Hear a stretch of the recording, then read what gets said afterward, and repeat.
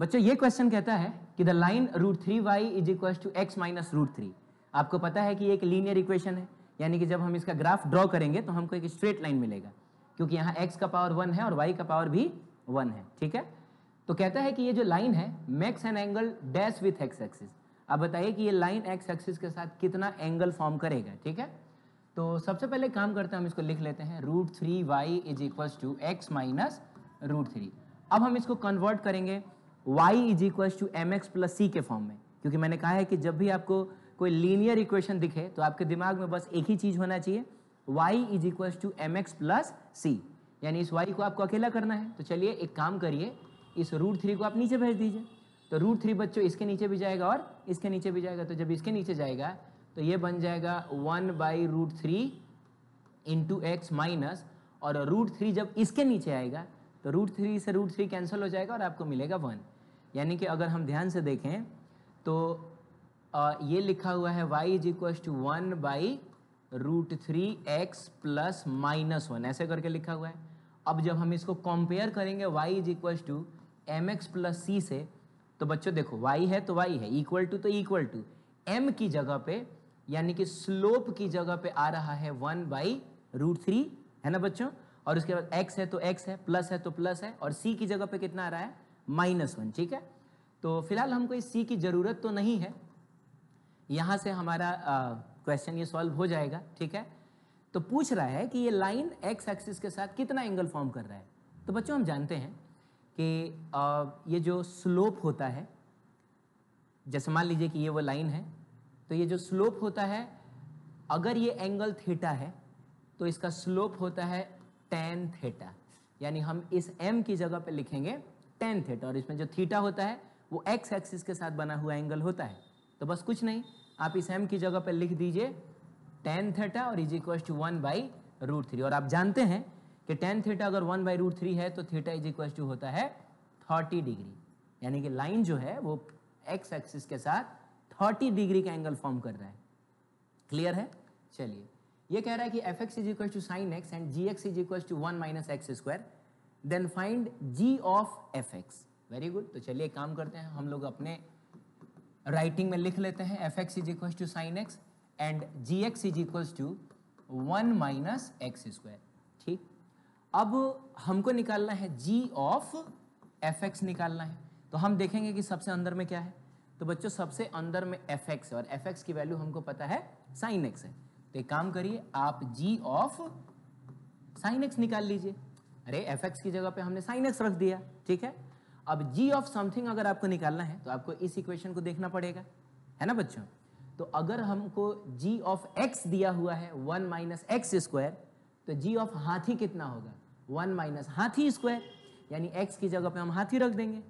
तो बच्चों यहाँ पर g ऑफ साइन x निकालना है आपको, इसका मतलब हुआ कि आप x की जगह पे साइन x रख देंगे, तो ये बन जाएगा 1 माइनस साइन x का होल स्क्वायर। क्लियर है बच्चों? अब देखो, मतलब मिला जुला के ये लिखा हुआ है 1 माइनस साइन स्क्वायर x, और हम जानते हैं कि 1 माइनस साइन स्क्वायर x जो होता है वो आपका कॉस स्क्वायर x होता है। ये फॉर्मूला है जो कि आपने 10th क्लास में भी यूज किया होगा, तो इसका सही ऑप्शन रहेगा ए।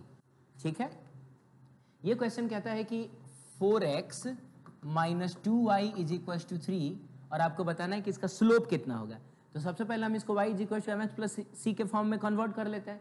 तो एक काम करिए ना, इस -2y को आप उधर लेके चले जाइए, ठीक है, और 3 को इधर लेके आ जाइए, तो ये बन जाएगा 4x minus 3 is equal to 2y। ठीक है, फिर इस 2 को नीचे लेके चले आइए, है ना बच्चों। तो ये बन जाएगा जैसे 2 जब नीचे आएगा तो इसके नीचे भी जाएगा और इसके नीचे भी जाएगा, तो जब इसके नीचे जाएगा तो ये बन जाएगा 2x minus 3/2 is equal to y। अब इसको थोड़ा ढंग से लिख लेते हैं, मतलब y को पहले लिख लेते हैं, इन लोगों को बाद में लिख लेते हैं। तो ये बन जाएगा y is equal to 2x और प्लस माइनस 3/2, और जब आप इसको कंपेयर करेंगे y is equal to mx plus c से, तो आप देखेंगे कि m की जगह पे बच्चों, m की जगह पे कितना आया है 2 आया है, और एक्चुअली आपको यही निकालना था, आपको स्लोप ही पता करना था। ठीक है, और हालांकि हमसे अगर कोई c पूछता तो हम वो भी बता देते हैं, -3/2 हो जाएगा। तो यहाँ पे तो इसका आंसर रहेगा आपका 2। ठीक है, चलिए, ये कहता है कि find the slope of the line 2x minus 2y plus 2 is equal to 0। हम इसको कन्वर्ट करेंगे y is equal to M X plus C के फॉर्म में। तो इस 2y को आप इधर लेके आ जाइए, तो भले इधर लेके आ जाइए लेकिन आप इसको पहले लिख लीजिए, कोई दिक्कत नहीं है। तो 2y इधर बन के हो, सॉरी माइनस 2y इधर आके हो जाएगा 2y, और बाकी इस साइड में 2x प्लस 2 ही बचेगा ना। अरे एक्चुअली जो चीज़ इधर था उसको मैंने इधर लिख दिया, जो चीज़ इधर था उसको मैंने इधर लिख दिया। अब यहाँ से आप y की वैल्यू निकालिए, 2 को नीचे भेजेंगे तो इसके नीचे भी जाएगा, इसके नीचे भी जाएगा, तो जब इसके नीचे जाएगा तो ये x बन जाएगा और इसके नीचे जाएगा तो ये 1 बन जाएगा। अब आपको स्लोप बताना है। तो बच्चों अगर ध्यान से देखें और इसको कंपेयर करें y is equal to M X plus C से, तो x का कोफिशिएंट m होता है यानी कि स्लोप होता है। यहाँ x का कोफिशिएंट कितना है 1 है, इसका मतलब हुआ कि स्लोप की जगह पे आ जाएगा 1। ठीक है, तो इसका आंसर A हो जाएगा। कहता है कि y is equal to x square, आपको बताना है कि इसका ग्राफ कैसा बनेगा। तो बच्चों हम जानते हैं कि जो क्वाड्रेटिक फंक्शन होता है y is equal to A X square plus B X plus C, इसका जो ग्राफ होता है वो पैराबोला बनता है। तो या तो अपवर्ड बनता है, नहीं तो फिर ऐसा डाउनवर्ड बनता है। तो अपवर्ड तब बनता है जब एक्स स्क्वायर का कोफिशिएंट a पॉजिटिव होता है, और डाउनवर्ड तब बनता है जब एक्स स्क्वायर का कोफिशिएंट यानी कि a नेगेटिव होता है ना बच्चों। 0 से छोटा होने का मतलब नेगेटिव होता है। तो हम देख लेते हैं ना, हमको जो क्वाड्रेटिक दिया हुआ है वो दिया हुआ है y is equal to x square. ठीक है, तो आप इसको अगर कंपेयर करें इस वाले इक्वेशन से, तो एक्स स्क्वायर के कोफिशिएंट को बच्चों a कहा जाता है, यानी कि a की वैल्यू है यहाँ पे 1। अरे यहाँ पे 1 छुपा हुआ है। b की वैल्यू कितनी है, तो x वाला तो कोई टर्म ही नहीं है। x वाला कोई टर्म होता तो उसके कोफिशिएंट को हम लोग b कहते हैं, तो वो टर्म ही नहीं है तो वो 0 हो जाएगा। और बच्चों c यानी कि प्योर कांस्टेंट वाला भी कोई टर्म नहीं है, तो c भी कितना होगा 0। हम जानते हैं कि क्वाड्रेटिक फंक्शन का ग्राफ पैराबोला बनता है, और चूंकि a पॉजिटिव है इसका मतलब हुआ कि ये पैराबोला अपवर्ड होगा। क्लियर है? तो ग्राफ बनाने को नहीं बोल रहा है, ये सिर्फ इतना पूछ रहा है कि अपवर्ड होगा कि डाउनवर्ड होगा, तो वो तो हम इसको देख के बता देते हैं। एक्स स्क्वायर का कोफिशिएंट 1 यानी कि पॉजिटिव, और पॉजिटिव का मतलब हुआ अपवर्ड पैराबोला। ठीक है, ये क्वेश्चन कहता है कि the equation for the given graph will be. ठीक है बच्चों, ग्राफ आपको ऐसा दिया हुआ है, आपको बताना है कि ये ग्राफ का इक्वेशन इन चारों में से कौन होगा। तो सबसे पहली बात कि डाउनवर्ड पैराबोला है, इसका मतलब हुआ कि एक्स स्क्वायर का कोफिशिएंट नेगेटिव होना चाहिए। तो बच्चों आप देखिए यहाँ से लेकर यहाँ तक सब में एक्स स्क्वायर का कोफिशिएंट नेगेटिव दिया हुआ है, इसका मतलब हुआ कि यहाँ से तो हमको कोई हिंट नहीं मिल रहा है। अब हम क्या करें, हाँ ये भी होना चाहिए कि ये y एक्सिस को कहाँ कट कर रहा है 4 पे। और बच्चों आपको पता होना चाहिए कि अगर y is equal to A X square plus B X plus C से, ठीक है, c की बात करें तो इसका जो ग्राफ होता है वो y एक्सिस को c पे कट करता है। ठीक है बच्चों, तो आप देख लीजिए इनमें से किसकी वैल्यू 4 है, तो हमने छांट लिया ये और ये। क्लियर है? उसके बाद हमको पता करना है कि इन दोनों में से कौन होगा। तो देखो बच्चों, ये जो दो रूट्स हैं आपको पता है ना, पैराबोला जो है वो एक्स एक्सिस को अपने रूट्स पे कट करता है। ठीक है, तो जो दो रूट्स हैं वो -1 और 2 है। तो एक काम करिए, आप इन दोनों में -1 और 2 डाल के चेक कर लीजिए कि किसको डालने से ये वाली चीज 0 हो जाती है। आपको पता है ना, रूट का मतलब होता है कि x की जगह पे अगर आप वो वैल्यू पुट कर दें तो इक्वेशन की वैल्यू 0 हो जाती है। तो आइए हम थोड़ा इसमें पुट करते हैं। तो देखिए -2 तो पहले से है, -1 का स्क्वायर प्लस 2 इंटू -1 प्लस 4। देखते हैं बच्चों ये 0 आता है कि नहीं। अगर ये 0 आ जाएगा तो एक बार थोड़ा इसको भी चेक कर लेंगे। अगर ये भी 0 आ जाएगा तब हम 2 पुट करके देखेंगे। ठीक है, चलिए देख लेते हैं। तो -1 का स्क्वायर तो 1 ही होगा, यानी यहाँ से आपको मिलने वाला है -2, यहाँ से -2 और +4। क्या बात है बच्चों, ये तो 0 हो गया, ये तो 0 हो गया। इसका मतलब कि ये तो हो सकता है। चलिए थोड़ा इसमें चेक करके देख लेते हैं। तो इसमें अगर आप चेक करेंगे तो -2 -1 का स्क्वायर प्लस, सॉरी माइनस है ना,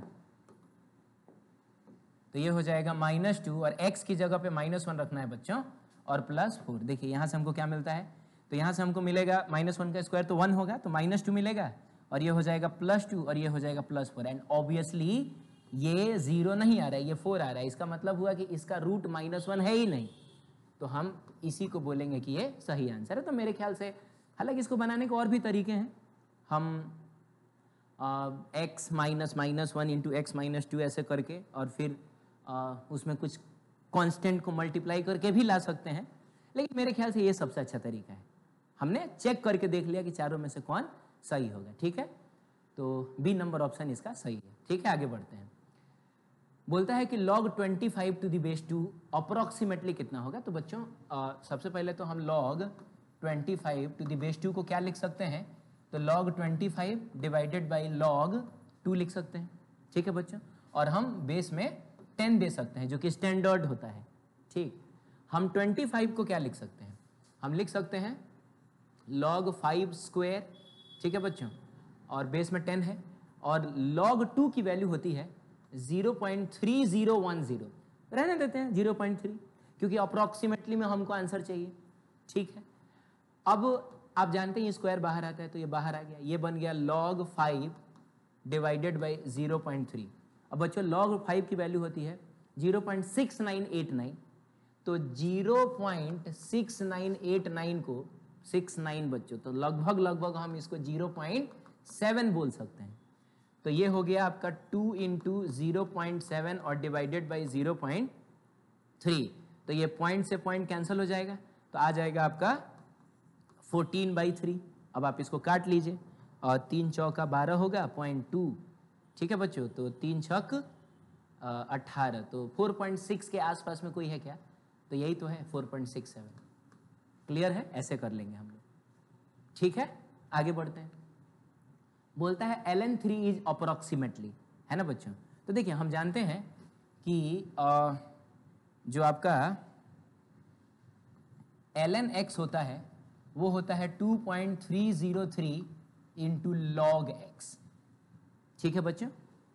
log x होने का मतलब हुआ कि बेस में 10 रहेगा, तो हमको ln3 की वैल्यू चाहिए ना, तो इसका मतलब हुआ ये हो जाएगा 2.303 इंटू log 3, ऐसा हो जाएगा, ठीक है।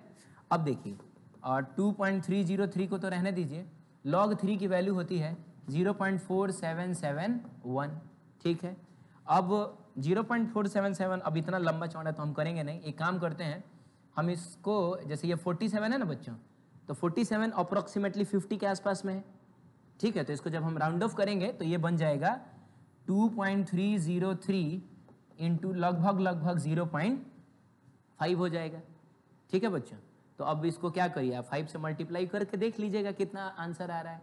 तो चलिए ये अब मैं आपके ऊपर छोड़ देता हूं, तो लगभग में आंसर आ जाएगा, क्लियर है, लगभग में आ जाएगा। आगे बढ़ते हैं, ठीक है। या फिर अगर आपके पास फुर्सत हो तो आप पूरा ही मल्टीप्लाई करिए, ठीक है, आप इसको इससे मल्टीप्लाई कर लीजिए और अच्छे से आंसर आ जाएगा। चलिए आगे बढ़ते हैं। ये कह रहा है y इज इक्वल्स टू इतना इतना सब दिया हुआ और आपको dy by dx find out करना है। तो पहले क्वेश्चन लिख लेते हैं, y is equals to x cube minus 2x square plus 4x plus 3 and you have to find out dy by dx।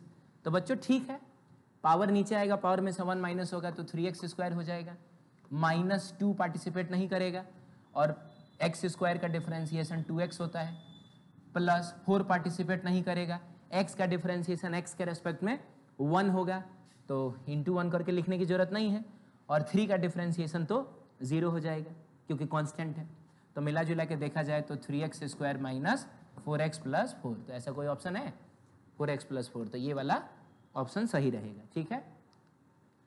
ये कह रहा है कि fx is equals to sine x and gx is equals to x square plus 1, ठीक है। आपको find out करना है g डैश fx, ये आपको फाइंड आउट करना है, ठीक है। तो देखिए बच्चों, सबसे पहले तो आप g डैश का मतलब समझिए। आपको पता है कि किसी भी फंक्शन के ऊपर अगर डैश लग जाए तो इसका मतलब हुआ कि हम उसको डिफरेंशिएट करना चाह रहे हैं, है ना। तो सबसे पहले आप g डैश x निकाल लीजिए, g डैश x निकाल लीजिए। g डैश x निकालने का मतलब हुआ कि आपको इस फंक्शन को डिफरेंशिएट करना पड़ेगा, ठीक है बच्चों। तो चलिए इसको डिफरेंशिएट करके तो हमने ऐसे g डैश लगा दिया। जब आप इसको डिफरेंशिएट करेंगे तो एक्स स्क्वायर का डिफरेंशिएशन 2x होगा, और 1 कांस्टेंट है, डिफरेंशिएशन हो जाएगा 0, तो बस हो गया। अब आपके पास दो चीजें हो गई, एक हो गया आपका fx इज इक्वल टू इतना, और एक हो गया आपका g dash x is equal to इतना। अब आपको करना क्या है, सबसे अंदर में ये जो fx है उसकी जगह पे आपको sin x रख देना है, तो g डैश sin x हमको चाहिए। तो g डैश समथिंग अगर आपको निकालना है तो आप यहां से निकालेंगे ना, ठीक है बच्चों। तो g डैश x है 2x, तो g डैश x की जगह sin x रखा जा रहा है, तो यहाँ पर भी x की जगह पे हम लोग sin x रखेंगे तो this will become 2 sin x, तो ये वाला ऑप्शन इसका सही रहेगा। ठीक है, ये कहता है कि y is equals to x square ln x, है ना बच्चों। तो जाहिर सी बात है यहाँ पे एक्चुअली आपको यहाँ पर ये थोड़ा सा अधूरा क्वेश्चन है, पता नहीं चल पा रहा है कि हम क्या निकालें, लेकिन मेरे ख्याल से आपको पता होना चाहिए, क्योंकि इसके पहले वाले क्वेश्चन में ये हमने डिफरेंशिएशन किया था, इसमें भी डिफरेंशिएशन किया है, और इसके बाद वाले में भी हम लोग डिफरेंशिएशन ही करने जा रहे हैं। इसका मतलब है कि इसमें भी हमको डिफरेंशिएशन ही करना होगा, तो d y by d x आपको निकालना है। तो बच्चों यहाँ पर ये जो दो फंक्शंस हैं एक्स स्क्वायर और ln x, ये मल्टीप्लीकेशन में है, तो मल्टीप्लीकेशन रूल लगेगा। पहले वाले फंक्शन को डिफरेंशिएट करिए, यानी एक्स स्क्वायर का डिफरेंशिएशन 2x, दूसरे वाले को आप ऐसे ही छोड़ दीजिए, आप प्लस का साइन दीजिए, अब पहले वाले फंक्शन को आप ऐसे ही छोड़ दीजिए और दूसरे वाले को डिफरेंशिएट करिए, और आपको पता है कि ln x का डिफरेंशिएशन होता है 1/x, तो इसकी जगह पे आएगा 1/x, ये x से ये x कैंसिल होगा, और बच्चों यहाँ पे भी एक x है और यहाँ पे भी एक x बचा हुआ है, तो उस एक x को आप कॉमन ले लें, तो इसमें मिलेगा आपको 2 ln x और प्लस इसमें मिल जाएगा 1, मतलब एक x तो कैंसिल हो चुका और एक x को आपने बाहर निकाल दिया, तो कुछ नहीं बचेगा, सिर्फ 1 बचेगा, तो इसका मतलब हुआ कि इसका सही ऑप्शन रहेगा C। क्लियर है? चलिए, ये कह रहा है कि y is equals to 3 sin 4x minus 5 and you have to find out dy by dx। तो सबसे पहले ये 3 तो पार्टिसिपेट करेगा नहीं बच्चों, एकदम, है ना, इसको आप छोड़ दीजिए, वैसे ही जो भी डिफरेंशिएशन होगा इसका होगा, तो इसमें चेन रूल लगेगा। सबसे बाहर कौन है? साइन है, साइन के अंदर में रखा हुआ है 4x माइनस 5, तो सबसे पहले साइन का डिफरेंशिएशन होगा कॉस। अब साइन x होता तो कॉस x लिख देते हैं, साइन हाथी होता तो कॉस हाथी लिख देते हैं, साइन इतना है 4x माइनस 5, तो कॉस 4x माइनस 5 लिखेंगे। ठीक है बच्चों, फिर उसके बाद हम अंदर जाएंगे सॉरी, अंदर जाएंगे तो हमको ये मिला, और इसका डिफरेंशिएशन हो जाएगा 4, क्योंकि 4 पार्टिसिपेट नहीं करेगा, x का डिफरेंशिएशन x के रेस्पेक्ट में 1 होता है, लिखने की जरूरत नहीं है, और 5 का डिफरेंशिएशन तो 0 हो जाएगा, 0 को भी लिखने की जरूरत नहीं है। तो चलिए 4 इंटू 3 जो होगा वो आपका 12 cos 4x माइनस 5 हो जाएगा। ठीक, आगे बढ़ते हैं। ये कह रहा है कि y is equals to ln x square. ठीक है बच्चों, तो जाहिर सी बात है dy बाई dx निकालने के लिए आपको एक बार फिर से चेन रूल लगाना होगा। तो सबसे बाहर कौन है? ln है, तो सबसे पहले हम ln को डिफरेंशिएट करेंगे। आप जानते हैं कि ln x होता तो 1/x लिखते, ln हाथी होता 1/हाथी लिखते, ln x स्क्वायर है 1/x स्क्वायर लिखेंगे। उसके बाद अंदर जाएंगे, तो अंदर जाएंगे तो x स्क्वायर मिला ना, x स्क्वायर का डिफरेंशिएशन होता है 2x, एक x से एक x कैंसिल होगा और आपको मिल जाएगा 2/x, तो आपका आंसर है 2/x। ठीक है, ये कह रहा है y is equal to e to the power x square, है ना बच्चों। तो इसमें सबसे बाहर कौन है? तो e है, e के अंदर में लाके एक्स स्क्वायर को डाला गया है। कैसे? तो एक फंक्शन है ई टू द पावर एक्स, एक फंक्शन है एक्स स्क्वायर। किया क्या गया होगा कि इस x को भगाया गया होगा, तो जो जगह खाली बच गया होगा उसकी जगह पे ला के डाल दिया गया होगा एक्स स्क्वायर को, तो e सबसे बाहर है। यानी कि जब हम dy बाई dx करेंगे तो सबसे पहले हम डिफरेंशिएट करेंगे इस e को, तो e to the power something का e to the power something ही होता है, e to the power x का e to the power x होता है, तो e टू द पावर इतने का e टू द पावर इतना ही हो जाएगा। उसके बाद आप अंदर जाइए, अंदर जाइएगा तो आपको एक्स स्क्वायर मिलेगा, और बच्चों एक्स स्क्वायर का डिफरेंशिएशन होता है 2x। आप इस 2x को सामने लेके चले जाएं तो 2x e to the power x square. बताइए कौन सा ऐसा ऑप्शन है? ऑप्शन नंबर ए सही है। ठीक है, ये कहता है कि y is equals to tan x into cos square x. आपको फाइंड आउट करना है dy बाई dx। ठीक है बच्चों, तो सबसे पहले एक काम करिए, पहले आप देखिए कि क्या हम इसको और सिंप्लीफाई कर सकते हैं। ठीक है, तो अगर आप इसको और सिंप्लीफाई कर सकते हैं तो ये ज़्यादा आसानी से सॉल्व हो जाएगा। तो tan x को हम लिख सकते हैं sin x by cos x, है ना बच्चों, और ये लिखा हुआ है cos स्क्वायर x। एक cos से ये एक cos कैंसिल हो जाएगा, तो बचेगा आपका sin x into cos x, है ना। अब देखिए ये sin x और cos x मल्टीप्लीकेशन में है, तो मल्टीप्लीकेशन रूल लगेगा। इसका मतलब हुआ हम पहले वाले फंक्शन को डिफरेंशिएट करेंगे, तो साइन एक्स का डिफरेंशिएशन हो जाएगा कॉस एक्स। दूसरे वाले फंक्शन को हम ऐसे ही छोड़ देंगे, तो दूसरा वाला फंक्शन कॉस एक्स है ना, तो आप कॉस एक्स को ऐसे ही छोड़ दीजिए, फिर आप माइनस का साइन दीजिए, नहीं प्लस का साइन दीजिए, क्योंकि मल्टीप्लीकेशन रूल है, माइनस का साइन आता है डिवीजन रूल में, ठीक है। अब पहले वाले को छोड़ दीजिए, साइन एक्स को छोड़ दीजिए और दूसरे वाले को डिफरेंशिएट करिए, यानी कॉस एक्स का डिफरेंशिएशन हो जाएगा माइनस साइन एक्स। क्लियर? तो बच्चों cos x into cos x, cos square x, minus sine सामने आया और ये बन जाएगा साइन स्क्वायर एक्स। आप जानते हैं कि ये फॉर्मूला होता है कॉस 2x का, तो ये हो जाएगा आपका कॉस 2x। तो ऑप्शन में देख लीजिए, ये दिया है कि ये दिया है, तो कमाल की बात है कि ना ये दिया है ना ये दिया है। लेकिन हम एक और बात जानते हैं कि कॉस 2x जो होता है वो 1 माइनस 2 साइन स्क्वायर एक्स के भी बराबर होता है और 2 कॉस स्क्वायर एक्स माइनस 1 के भी बराबर होता है। ये फॉर्मूला पढ़ा है हम लोगों ने। तो कहने का मतलब है कि आप देख लीजिए ना, ये है, चाहे ये है, चाहे ये है, ये चारों सेम ही चीज लिखा हुआ है, तो चारों में से देख लीजिए कौन सा ऑप्शन मैच कर रहा है। तो मेरे ख्याल से ये वाला ऑप्शन मैच कर रहा है, 1 माइनस 2 साइन स्क्वायर एक्स, यहाँ पे मैच कर रहा है ये, ठीक है।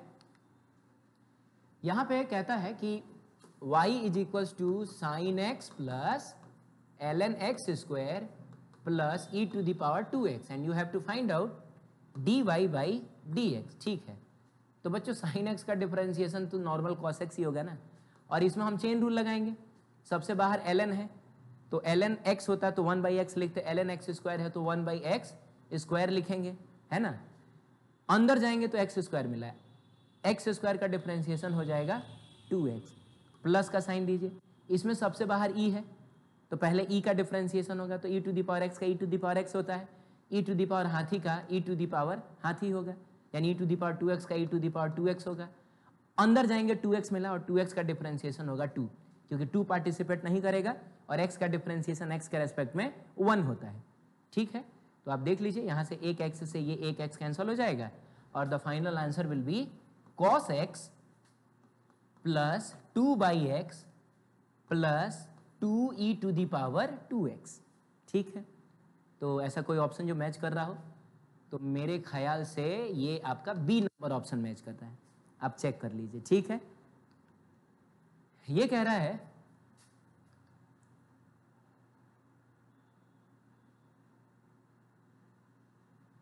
अच्छा बच्चों, ये लग रहा है कि नेक्स्ट 5वें नंबर डीपीपी का है ना। ओहो, तो चलिए 5वां नंबर डीपीपी हम लोग अलग से कर लेते हैं, 4th नंबर को यहीं पे एंड करते हैं हम लोग।